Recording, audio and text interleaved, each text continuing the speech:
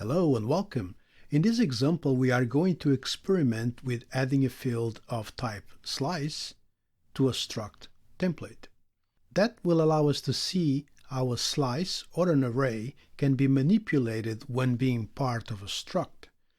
So here I have a struct named person with two fields. The first field is of type string and the other, grades, is a slice of int values. So the question is, how will I declare a variable named Mary, for example, and add the slice values at the same time? First, I begin by writing the variable name and assign it to the person template. Mary : equals person, followed by a pair of curly braces. Then for the name field, I can add Mary Holmes in quotes, for example, and that is normal so far. And now, after the comma separation, how will I add the grades? We know that grades is a slice of int values, such as, for example, 95, 85, and 100. But how we do it is what we need to learn, right? Well, first we could have an independent slice above variable Mary, such as, for example, slice x here. And then we can just include variable x in Mary's declaration. And that should work. Let me just print the script to see the result. And when I run the code, we see that it works just fine. Good. Another way we could do this is by including the slice of grades directly in the variable Mary's declaration. I copy the slice from x and paste it as the second value for variable Mary. And of course, delete variable x since we are not going to use it. And when I run the code, it works as well. Mary Holmes, 95, 85, 100.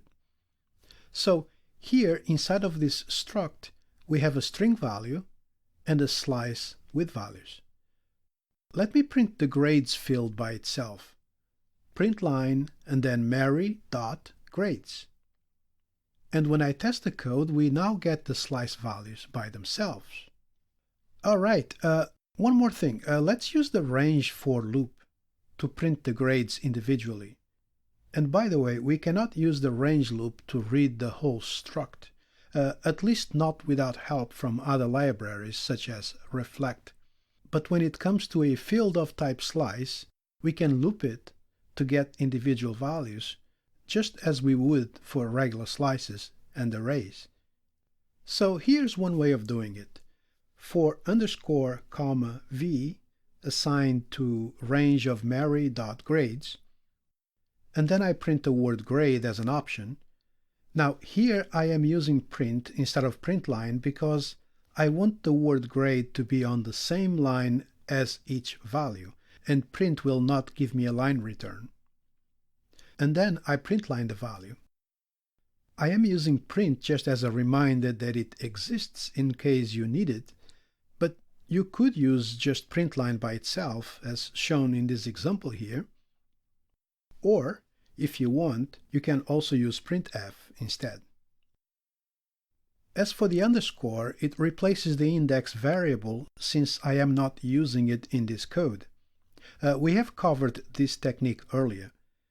And when I run the script, the result is grade 95, grade 85, and grade 100. Okay, good. I will leave an exercise on the next session in case you want to practice a little more. And I'll see you on the next video, my friend. Thank you so much.